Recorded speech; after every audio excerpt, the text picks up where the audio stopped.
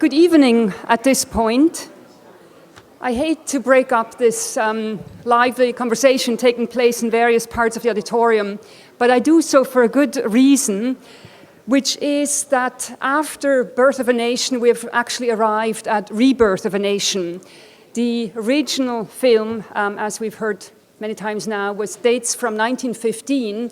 In 2004, DJ Spooky, aka That Subliminal Kid, and really Paul D. Miller, was commissioned by Lincoln Center and a number of other organizations to produce a live event screening, and he came up with the Rebirth of a Nation. It was commissioned, I see it now, by Lincoln Center Festival, the Spoleto Festival, USA, the Wiener Festwochen, and the Festival d'Automne in Paris. In 2008, not even a year ago, he turned this production into a DVD and has since presented it in over 50 different venues throughout the world in order to make available this most insightful and creative and succinct commentary on the birth of the nation that we saw this morning. I'm delighted and very pleased that Paul Miller has arrived. He came in from London, and that's the only reason that he couldn't join us for the roundtable discussion, but he's here now. And I will just quickly mention, as many of you know, that in addition to being a composer and filmmaker, he is a multimedia artist and works in many, many different media. He's also a writer whose works really have crossed artistic disciplines, institutional settings, media, as I said, forms, and certainly audiences. His work is seen at film festivals, in art venues such as conventional museums or biennials throughout the world, starting at the Whitney, going down to Venice, and is owned by major museums. He also will be presenting a new work and project at the Brooklyn Academy of Music later this fall. Without further ado, since he is already here, Paul agreed to say a few words about the film. We'll screen it then 90 minutes, half of the original Birth of a Nation, and after that he will take your questions. So thank you all again for still being with us, or again. And Paul, if you would just come up here and say a few words.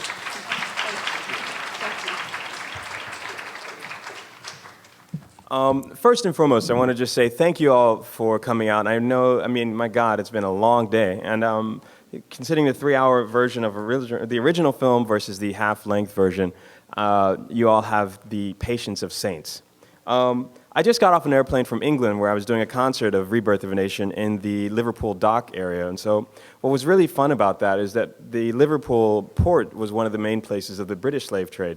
And so the British have been really fascinated with kind of trying to understand the role of slavery and the end. They were ahead of, in terms of the abolition of slavery and trying to figure out the role and, how should I put this, the positioning of people after the slave trade, which is incredibly important. But above all, when you think about the last 100 plus 200 years, what it's really meant in terms of the Enlightenment, democracy, the definition of what it is to be a human being on this planet, slavery is still an eerie shadow hanging over almost every aspect of contemporary life. As a matter of fact, there's more human beings being traded today because of human trafficking in Asia.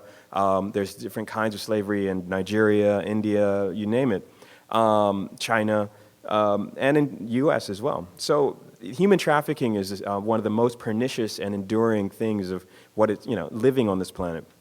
But before I get too deep into that, I want to say, first and foremost, thank you so much to Karen for organizing this, Michelle Wallace, and also an old dear friend, there's Margot Jefferson for moderating, and thank you to all the other panelists. So just a really heartfelt shout out for that. Today, when I got off the airplane, I saw this really wild, I don't know if anyone's seen this, it says hate. And it's a fascinating article about the incoherent rage the right wing has towards Obama. And when I was first making the film and thinking about it, most of the issues I was looking at was this idea of nonlinear narrative and how people apply DJ technique to telling stories.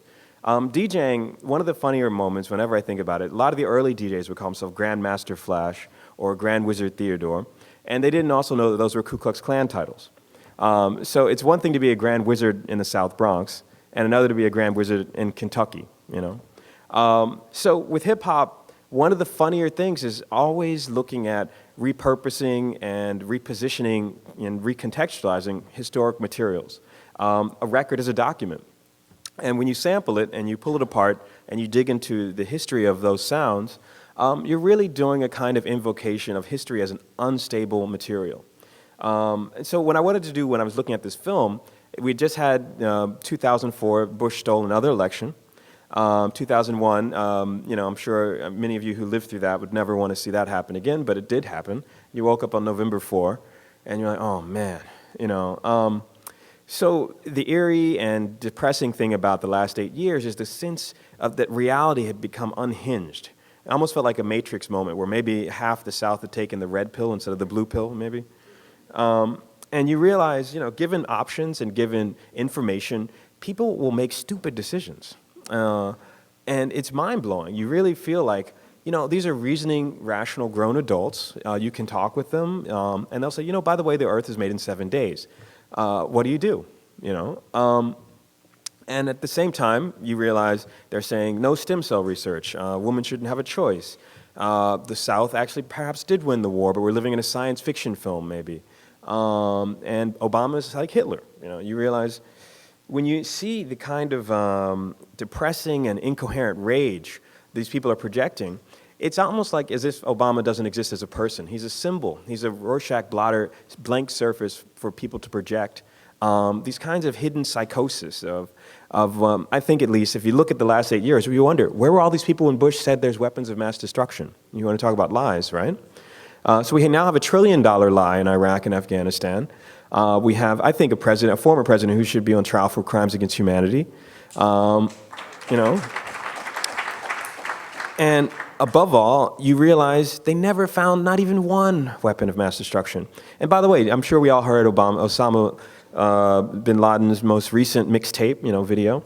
So, $1 trillion war, no results, and guess who's to blame? You know, it's funny, right? So you realize these people are they're not ignorant, they're actually reasonable, like they can think, they can rub two brain cells together. But reality as me and you know it, and perhaps reality as they know it, is completely, it's a very postmodern, John Baudrillard would like to call it journeys in hyperrealism. So when I was working on the film, I ended up meeting, actually who's in the audience today, a gentleman by the name of Godfrey Cheshire. Godfrey, thanks for the new DVD. And me and him visited the plantation of the Cameron family, which is one of the main scenes. And we did a conversation in the ruins of this plantation. At one point, the Cameron family had owned the bulk of the state. And you realize in the Carolinas, one family running a whole state as a plantation is pretty wild, right? And they were one of the largest plantations in the U.S. And so the film takes place in their kind of glory. They're at the peak of their power. You know, the slaves are happily, you know, in the fields. And above all, there's no sense of the doom that's going to be coming down the pike. So you have the great northern leader, the radical. And if you look at what ends up happening with the Republicans, don't forget the Republicans were the one who was behind the original major issues of the Civil War, which is really fascinating. Of course, Lincoln was a Republican. You had the radicals who wanted to punish the South. George Sumner, or is it George Sumner? Sumner, the senator. What ends up happening is that the South, after Reconstruction, basically skipped a beat and didn't realize that, oh, by the way, we lost the war. So what ends up happening is economics takes precedence. You have the rise of sharecropping again, which is a different kind of slavery. You have, of course, if you fast forward, we all have our credit cards, so perhaps we're all sharecropping in another way, right? And what ends up happening is the 60s, 70s, and of course 90s, if you look at what happened to America, we have had a really major battle between values and culture, where the former Confederate states, red states versus blue states, if you look at the last two elections, they're exactly along the same lines. So it's a depressing and bizarre thing that, you know, if you look at Germany, if you look at England, Japan is still in denial about World War II and crimes against humanity. But when I see the Confederate flag, I think of the swastika. I think it's, imagine if another ethnic group had to deal with that, and then people want to put it on the State House. It would be unheard of. They would never do it. The guy who said "you lie," to Obama, Joe Wilson, I think his name was, the congressman. All of this is to say, what happens is that you have a kind of a blank surface. I don't think Obama even exists as a person for them. It's kind of a blank space. So with the film, what you're going to be seeing is a remix, but with some of the best records. If you think about some of my favorite producers like Eric B. and Rakim, or if you think about Pete Rock and CL Smooth, you have to take, with hip-hop, a certain groove from the original record, and you tweak it, you change it, but you leave enough familiar that people can go along with it and get the idea. So you have a little James Brown remixed, and you have someone rhyming over it, and then you can call it Paid in Full, right? So the whole pun here is you're going to be seeing a film that's subtly different, and I focused on many of the famous turning point scenes. What ends up happening is that the film, it's very funny to see, because we have people who leave and say, well, he changed it, but it's still familiar. And that's something that Amiri Baraka would like to call the changing same. So what you're going to be hearing and seeing is a score where I worked with Kronos Quartet. I had them play blues motifs. Then I sampled it, mixed it with hip-hop elements, and most of the soundtrack's based on a 4-bar blues progression, looking at some of the crossroads blues of Howard Johnson. I'm sorry, Robert Johnson, not Howard Johnson. That's a restaurant. Sorry, I just got off a long flight from England. What else? Remixing, sampling, classical music versus blues, nonlinear narratives, and above all, this idea of the irrational. What racial politics brings to the front is it's not about information. It's not about actually even saying this is a fact, or for that matter, this action occurred between 1861 and 1865, and the result was X, Y, and Z. As a matter of fact, facts are irrelevant to this. You're looking at a kind of emotional logic. And cinema in the 20th century, if you really think about the meta data that cinema really was a mirror of, if you look at Leni Riefenstahl, if you look at Al Jolson with The Jazz Singer, if you look at Gone with the Wind, these are emotional films. They're really about epics where, and of course, if you update and fast forward, you can say, for example, I'm sure most of you, or some of you, depending, I think everyone here is kind of smart and doing okay. You guys probably didn't see Transformers, where they had the kind of, the sort of weird, I don't know, blackface robots that were like kind of, or I'm sure some of you might have seen Star Wars, some of you might have seen Apocalypse Now, where they have the very famous scene where they put speakers outside of a window of a helicopter before they bomb the village, and they play Flight of the Valkyrie. It's a very famous scene in Apocalypse Now that Francis Ford Coppola specifically said he was quoting from Birth of a Nation. So I left many of the famous scenes intact. Can you imagine being Francis Ford Coppola and watching Birth of a Nation when he was shooting Apocalypse Now and saying, we have to have that scene with the napalm on the beach. Remember that one? And thinking about the ride of the Klansmen as they arrived to save this one town.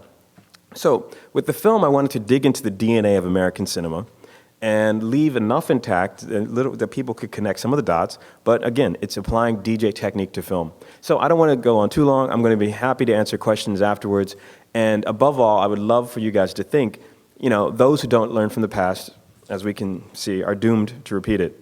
And how do we break the loops? How do we break some of the cycles that these kind of incoherent rage, these people are projecting? It's when you look at the images and they have Obama as Hitler or as the Joker or as Stalin. One woman has a big sign saying Obama is one big ass mistake, America. You're like, oh wow, where were they for the last 8 years, right? So with that said and done, I guess we can get the film rolling. And again, it's short. It's about an hour and some change. So you guys just sat through 3 hours. We got one more hour, and then we'll have a question. So thank you.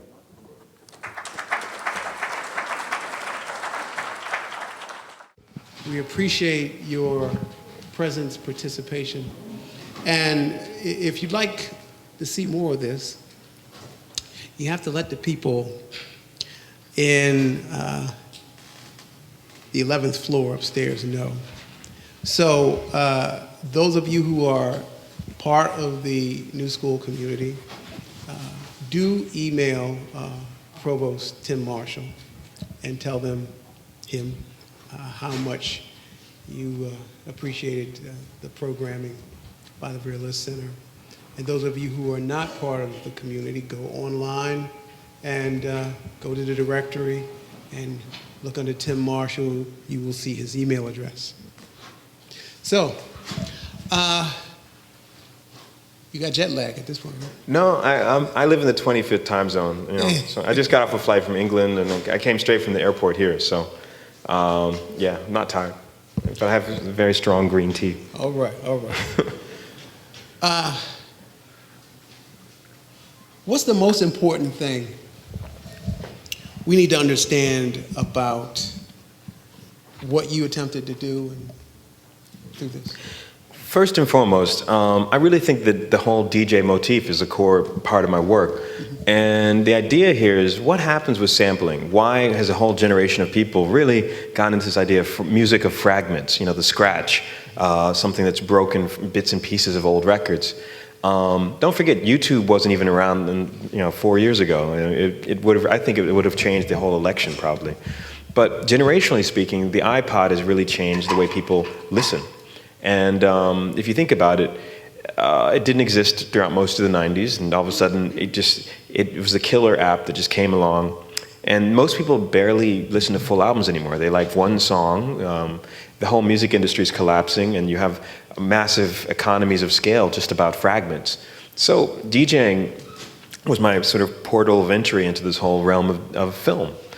So what I'm thinking is that people really need to understand that sound and video and art, to me, they're not separate. It's about collage. And I think the role of collage in 21st century culture is about playing with overload, because nobody can ever listen to every song on their iPod. You're not going to, or nobody's really going to watch every single film on Netflix, or every clip on YouTube.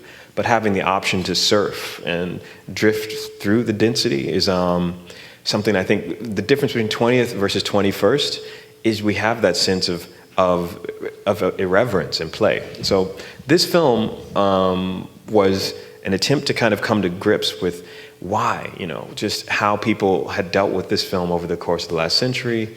And by exploring the why, I said, let's look at how. So most of the way the film has its impact is through editing and making very specific foregrounded moments, the racial tension, the sexual tension, the political tension. And so, yeah, I wanted to understand the editing. That was kind of the subtle connect the dots here on that. Now here's the rough question. So much of what has been written about this film has privileged the formal. Both your film and Griffiths' film. Is that a mischaracterization? Well, there's an uneasy tension between context and content in my film. The content is unabashedly about sampling. I mean, I'm taking a very old film and applying a new form of mixing. You're sampling, you got hip-hop beats, you have string quartet like Kronos playing. The original version was very serious. He had an orchestra playing. It was meant to be America's grasp of high culture. Griffith really wanted to be the person who was able to bring the European operatic tradition and the idea of epic narrative to the screen, and it was largely successful. So if you went against Griffith and said, look, this is terrible, racial politics and so on, he would say it's about art. That was the whole thing, the kind of exit strategy he had in the 20s. And so his next film, Intolerance, was meant to be a response to the criticisms. And if you look at what happened with black filmmakers, there was the Within Our Gates, Oscar Michaud's work. A lot of people responded pro and con against the formalist elements. But you're right. I mean, it's about emotional logic. It's not about if you were a white person in the 20s and the teens seeing this film, you would leave. This is my theory. I'm not a white person in 1915. But you have to imagine it must have been this shock of electricity, and like people leave the movie theater with their whole mental operating system just blown away. Like, wow. And if you were black and you saw this film or heard about it, it would fill you with rage and anger, and you'd want to protest. And both emotional options, to me at least, as an African American artist, I'm intrigued with. Like the palette, the artist's palette. Like most people have purple, yellow, whatever. If you're a painter, if you're a DJ, you play with emotions. And when I'm DJing, it's very funny. You're DJing, you watch body language, you're like, okay, that girl doesn't like her boyfriend anymore. The boyfriend likes that other girl. You're kind of watching body language. And it's very funny because it's eerily, like, you can just see, like, certain rhythms kick in, beats, structures. People respond. Like, if you play certain songs that clear the dance floor, or you play other songs that everybody jumps up and like, Michael Jackson works anywhere. Anybody out there is an aspiring DJ, you play any Michael Jackson. You can play it in India at a wedding. You can play it at, like, a bar mitzvah, whatever, you know. You play, Don't Stop Chicken, or whatever, Billie Jean, boom. James Brown, ditto. It's in musical DNA of everybody on the planet. If you play Bad Brains, that's going to clear the dance floor, and unless you're in certain places. But I'm just being ironic about this. But the film has certain tropes, you use the theory term, that respond. It's the idea of the white victim, and the underdog is the white person that has to rise and claim, the mantle of the hero. So George Lucas was heavily inspired by Birth of a Nation. So was Francis Ford Coppola. Lots of filmmakers. So there's a lot of meat there. But when you're talking about the hard ideas of formalist versus informal versus underground versus overground, it's eerie to see how it woven into the DNA, especially with vaudeville, especially with the idea of the minstrel, the person in blackface. I could name films that just came out last month that are still, dealing with this. I mean, it's not going away. Like, for example? Tropic Thunder came out a couple months, like a year ago. Yes. Terminator, Alien, the film Alien, where it's a tall Nigerian guy who's about 7 feet tall who was actually playing the alien. It's kind of but it looks like a Yoruba statue, if you ever. Chihuahua. Yeah, and if you look at, Transformers, where they have the minstrel robots that keep saying this kind of, or Star Wars, the list goes on. So, all right, there's the pre-production, production, and post-production wisdom. And there's things you learned. So take us through that. When I was working on the film and editing it, I'd sit for hours editing this, and we made, one of the funnier things is I had to really deal with a lot of different cultural environments, because when we were presenting it, it played at mainly big opera houses, and I didn't want it to play in clubs. So again, the DJ spooky motif is when as soon as people hear DJ, they assume is it a KKK party? Does he want people to like be breakdancing Klansmen or something? I was like, no, it's an art formal thing. We even got the Greek government to let us have the film play at the Acropolis, for example, and that took a lot of negotiations. We had a premiere at Lincoln Center and Alice Tully Hall, sold out every night. Thousands of people came by. The Greeks were very like, well, it's a very racist film, and why do you want to play a Klan film at the Acropolis? And I was like, you guys are Greek, you had comedy, tragedy, and they're like, we get it, But it's a lot of translation. So when you're talking about the moral issues or ethical issues, I have total irreverence for the actual original intent of Griffith. Just like, I'm scratching it, like, fresh, something. And that's you're not back in 1915, so you. Yeah, if I was in 1915, I would probably be protesting and throwing some firebombs at the thing. But we evolve with the times, and I think post Public Enemy, post It Takes a Nation of Millions, and so on, you can realize the tools of collage that kids have grown up with. I mean, I was a kid of the ancient early 90s, and I remember when It Takes a Nation of Millions really came on there, and you heard Chuck D just, and I was like, wow, you heard James Brown fragments, you heard like horns, noise, everything that Sun Ra, he had this very famous album called A Joyful Noise. Black culture loves certain irreverent ruptures of noise or something that's transcendent. If you're at a gospel show on a Sunday, I mean, Al Green now, he has a rock band gospel thing in Memphis, and I went to go check that out a little while ago. So he's got a rock band, like hallelujah. In the church. Yeah. But it's like gospel, soul, rock. And people just, are going wild, like yelling and, jumping in the air. And, that's a different kind of noise, a celebration of loss of control, we live in a very controlled society, and people look for release, and that's what dancing's about. If you're at a club, a lot of times you don't want to go there to think, right? You're there to party, and so I had to balance some different issues, but it was always a matter of translation, and that's something that the film, it's not a party film. A lot of people were like, why don't you just play KKK symbols in the backdrop for your concerts? I was like, you know, it's not the wrong context. So you're not at all concerned about the content being misread or locked in a particular space and time? Well, I mean, okay, let's look at some other people who's done remixes of crazy Southern stuff. You have Susan Laurie Parks with her piece with, what was the title? I always forget the... Top Dog Underdog?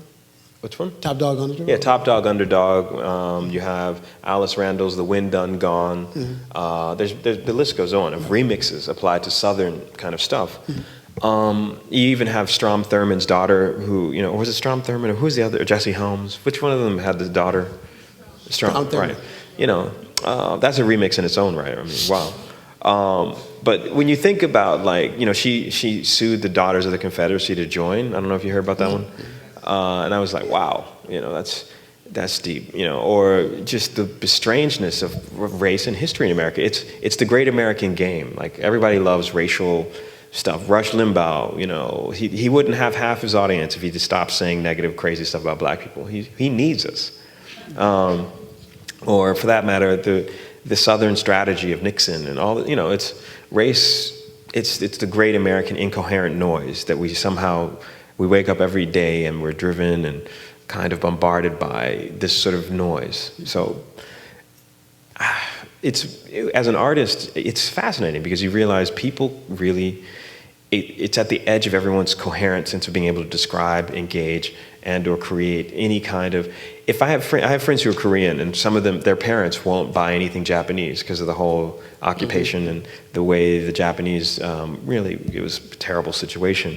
Or I have friends who are Chinese, and their parents are like, the Japanese devils who occupied Nanking, you know, like the occupation of Nanking was really horrible. So when racial politics goes out of the US, and if you look at South Africa right now, for example, there's race riots between local South African blacks who are killing Nigerians because the Nigerians are taking their jobs. Or in Italy, there's a white-on-white racism between the Roma, who are gypsies, but they're white, and the Italians are quote-unquote racist towards them. So white-on-white racism, black-on-black. But when everybody comes to America, they're like white or black. You know, everyone's kind of very streamlined identity. Complexity is just gotten rid of. But what role does that film in 1915 play in that binary that you just described?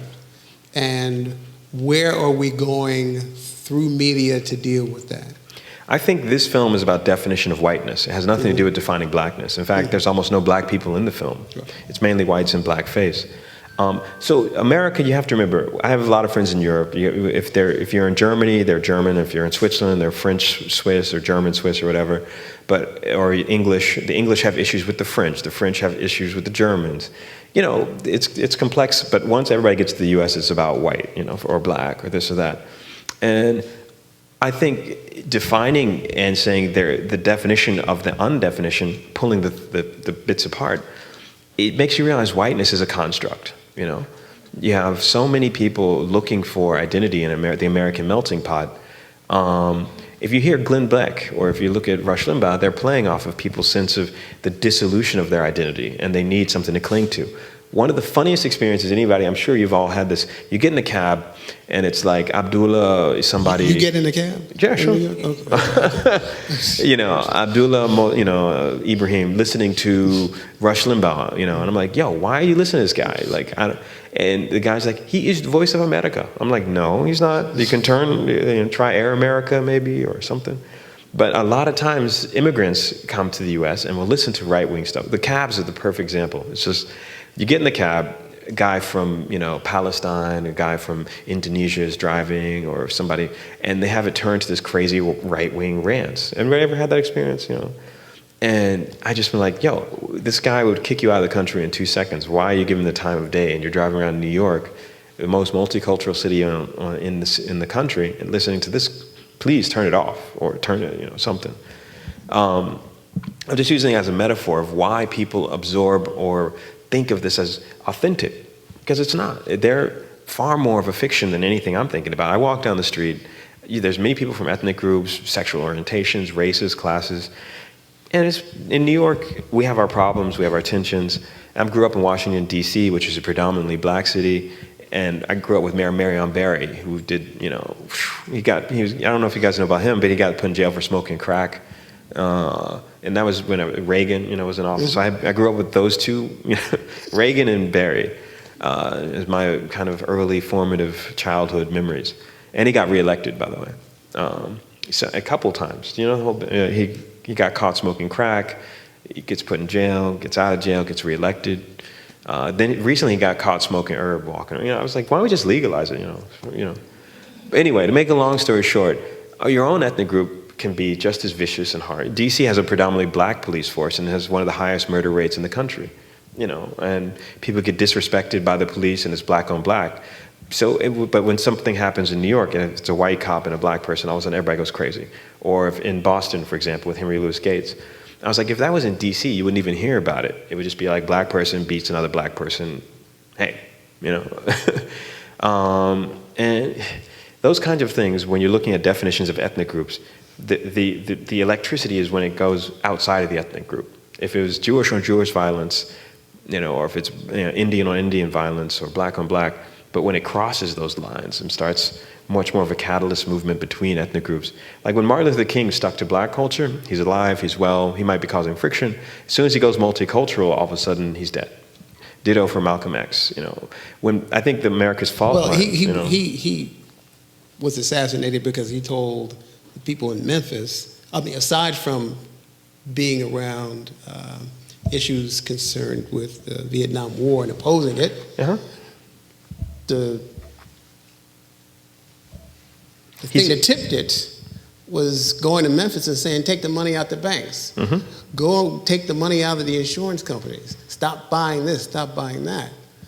Now, and he started making the same overtures to whites too. Right. Saying white working class people are being just as oppressed, but you have the illusion of, you know, you're being treated better, but you're really not. And when he started branching out, you know, I think that the system was like, yo, we gotta, you know, like shut this one down. But I think the most important thing to point out here is that most of the time, what gets reported, and you end the film talking about the 24-hour news cycle. Most of the time, that tension intra-racially beyond the African American community doesn't get reported in the same way, with the same intensity, with the same detail, with the same redundancy, with the same incessance. Yeah, I mean, the perfect example is the way the right wing focused on Reverend Wright, where they just kept looping him saying "God damn America" and stuff like that. But meanwhile, if you hear Timothy McVeigh's people saying "God damn the federal government," or just recently a white federal worker was killed because he was a census guy in the South, and he had I think carved into him it said "Fed."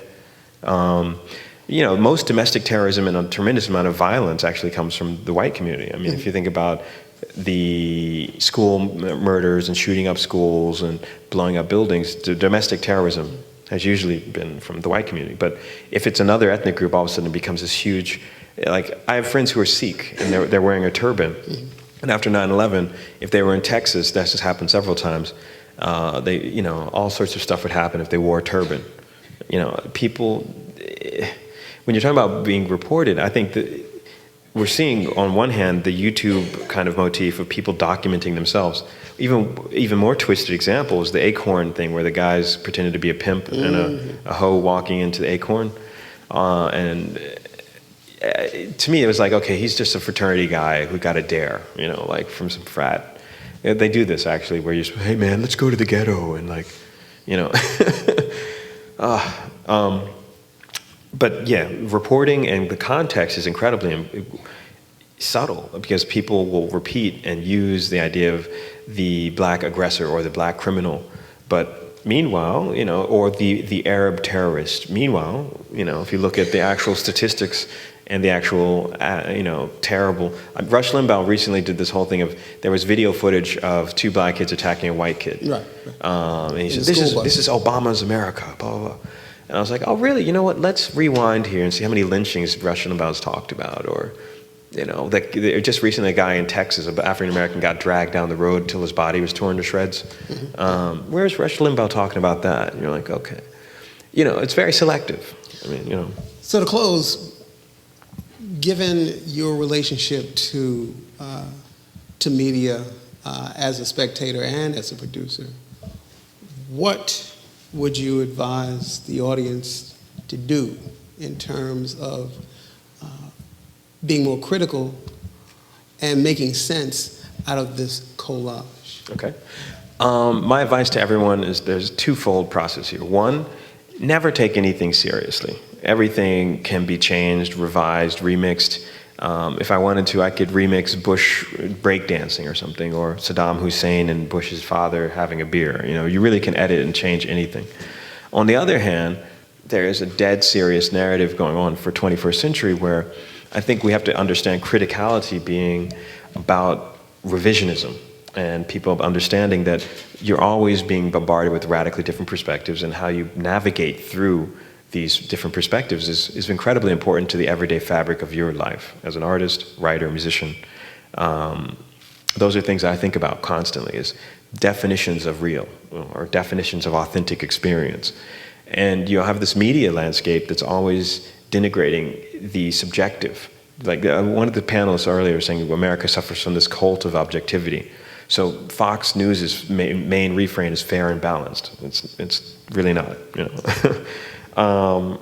and the problem with that, on one hand, is that people still take this seriously. And we had protests last week, or the week before, of people saying Obama's lying. And you're like, what planet are these people on? And you realize, well, they're on planet Limbaugh and planet Fox. Now, the left has always been quite good, I think, at critiquing. There's one of my favorite sort of theoreticians, Antonio Gramsci, has this idea of hegemony and media critique. How artists can pull things apart. If you look at Hartfeld, who was an artist right at the heart of the Weimar Republic, he would do these caricatures of Hitler, and Hitler would see them and become, literally enraged to the point. Like, so many artists had to flee Nazi Germany because Hitler really wanted to control the arts and use it as a funnel. This would be John Hartfeld. John Hartfeld, yeah. Right now, it's almost like we have the illusion that anything goes until it gets to some other angles and things that are unacceptable. But we have a very selective outrage. I mean, Joe Wilson jumping up and saying, "You lie." No president has ever had that happen. Obama, the kind of incoherent rage being leveled at him. If I was to advise people, it's like, the problem is we have radically subjective and also radically fragmented media, but people very much use these kinds of filters to just see what they want to hear and hear what they want to see, or see what they want to see, hear what they want to hear. And you can actually block out pretty much anything else. How do we reach, because in a way, everyone in this room probably is reasonably in tune with this idea of multiculturalism, a sense of openness and exchange and stuff like that. I'm speaking, hopefully, I have my fingers crossed on that. Any KKK out there? No. But if we were to go beyond this idea of, like, we're preaching to the choir here, and I've had my film play in all sorts of spots. I mean, in the South, we invited the Daughters of the Confederacy to come to one screening. They politely said no. We've invited all sorts of really right-wing type. I was like, let's try. But they're like, we heard about this project, and I don't know. There has been one time where we couldn't have it play, and that was in Florida. But for the most part, the film is viewed as an art project, so it's not as viewed as like something that's going to destroy the KKK or something. But I think it is subtle in that it pushes this idea of alternate interpretations of the same material, which is incredibly important. And so don't forget, it's 1915 to 2009, and we're still seeing the same things happening, which is depressing. But I'm using the film as a platform. One of my favorite philosophers, Santayana, says simply, those who don't learn from the past are doomed to repeat it. But should we open up to questions from the audience, or do we have time? Okay. Anyone have any questions, comments, want to fight? No? Mm-hmm. I saw the film this morning for the first time, the 3-hour version, and I don't see that your version, I don't need the mic, I don't see that your version actually pushes the discussion on race any further. I mean, I think we would have gotten a lot more out of it had you just done a documentary and used some of the scenes from it, but I don't see how it changes the current discussion on race. Well, I don't think... Or promotes it, I should say. Okay, that's a critique I've gotten before, and thank you for your comment. I definitely think as an artist, I am using certain ideas of familiarity, and I'm inspired by the essay Amiri Baraka's idea of the changing same. So when you play with sampling, which is what I'm doing, the idea is you leave enough intact, which actually, don't forget the original version is 3 hours, we've edited it down, and so you're actually thinking and hearing a similar but radically changed piece of work. Now, the idea is, and I'm not going to have everyone leave the room with their ideas of ethnicity, race, and class changed. What the idea is to give people tools to think about history.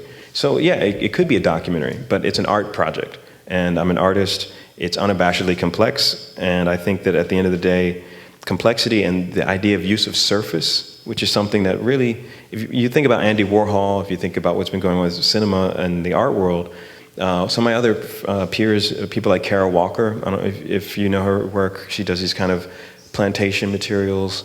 Alice Randall's piece, The Wind Done Gone.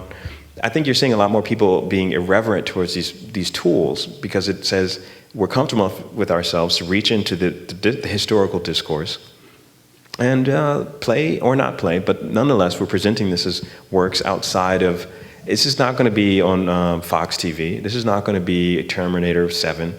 It's a film from 1915 that I'm hoping that people can realize by applying 21st century tools, you pull enough of the threads apart that the whole thing unravels.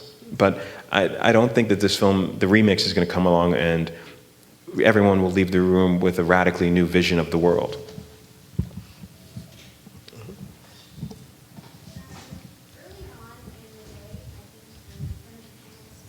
Hold on, somebody's going to give you a mic. Earlier on in the day, one of the panelists was talking about the, I guess, sort of odd use of minstrelsy in the original film. And so the way that some of the actors are in blackface and sometimes there are actual black actors playing black people. And I'm wondering how you thought about that, or how you sort of worked through that when you were working on your remix. Sure. I mean, some of the most popular minstrels at the beginning of the last century were black, so they would be black in blackface. Which is the guy Smith? Do you remember? He was a very famous. He's literally one of America's premier minstrels, but he was a black. What's that? Burt Williams. And Most Def and me had a conversation about this a while ago. And on one of his album covers, it's called Black on Both Sides, and he's put himself in blackface. Hip hop. If you think about how many people consume rap, 50 Cent, ghetto anger, Dr. Dre, gangsterism, it's usually white suburban kids having kind of a voyeuristic, almost like psychological tourism, like going into the realm of this kind of inaccessible place. Or even if you look at Vice City, the kind of game where you're walking through a ghetto shooting up everybody. That's a huge video game. So these are issues that minstrel show stuff, is the DNA of American pop culture. I mean, Elvis is reverse minstrel. The Beastie Boys, Beck, the list goes on. Now, at the end of the day, is it saying that appropriation and blues and jazz and all the different forms of music that African Americans have created, it's a gift to the rest of the planet? I actually think that I love hearing Cuban jazz. I love hearing what's going on in China when you hear Chinese hip hop or Brazilian electronic music. Detroit, Stax Records with soul music. All of these are being copied, mimicked, appropriated by other cultures. And I DJ in Africa a decent amount. Like, say, for example, Angola, I've DJed in Tunisia, I've DJed in South Africa, Mozambique, Kenya, even Zanzibar is a small island off the coast. And, when you hear, there's a group called Explostados, for example, they're Maasai hip-hop, and they're rhyming in Swahili, It's definitely, the minstrel thing is eerie because it's about the DNA of American culture being the definition of identity about blackness.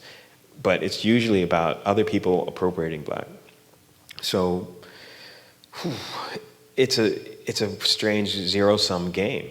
In fact, I get a lot of critique about this idea of, why are you always being all intellectual? Why don't you just, play some cool beats and, it's not black to be all intellectual, you know what I'm saying? You're not supposed to talk about, just, you know, just be cool and just like, you know, just say some crazy racist film, you know what I'm saying?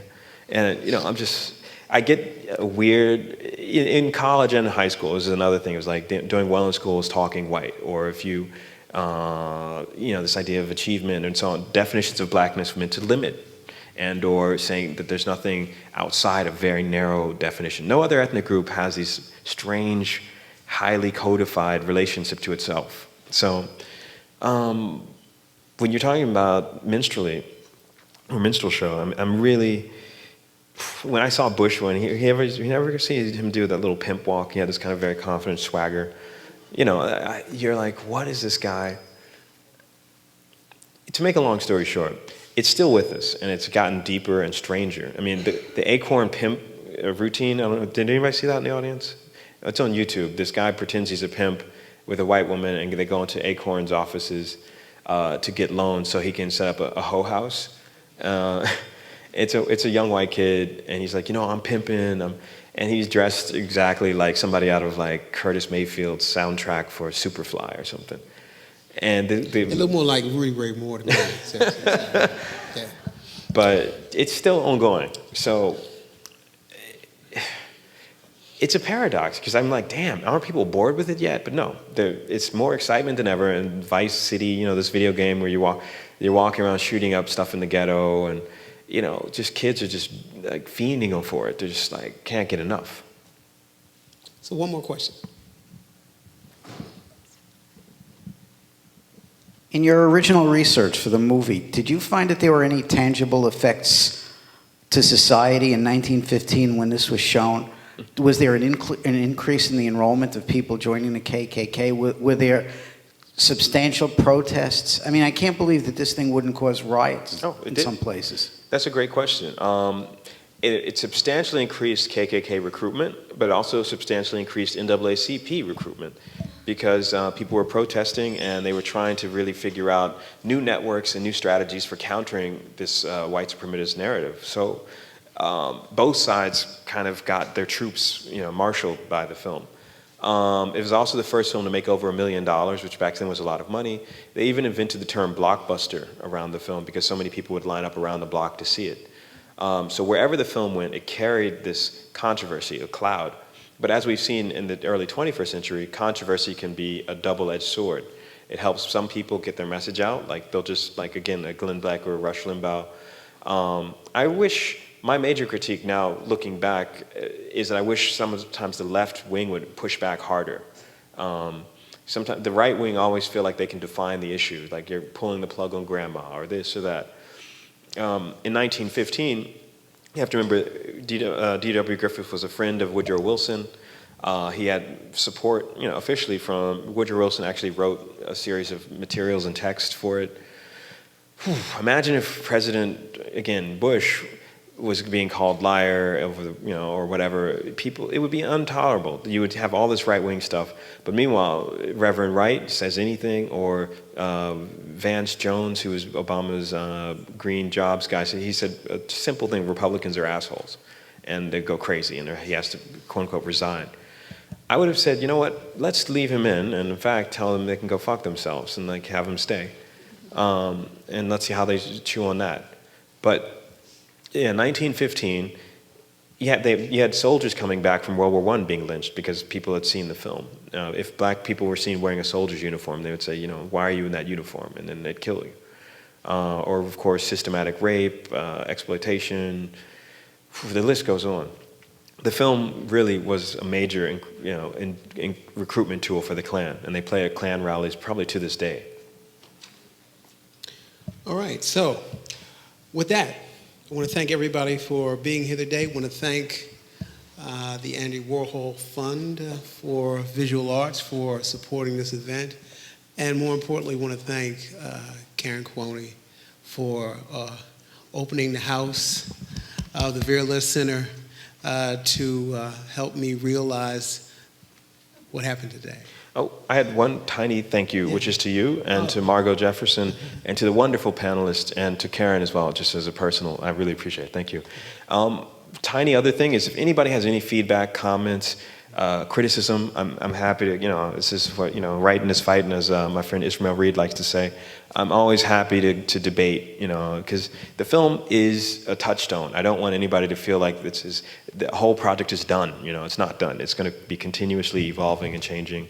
And my website's djspooky.com. I'm happy to, debate. It's a really, it's a very strange time. I mean, I got off the airplane and on the cover of New York Magazine, I have Obama with hate, it's not ending, it's not going away, and it's definitely complex and, evolving. So thank you guys for coming out.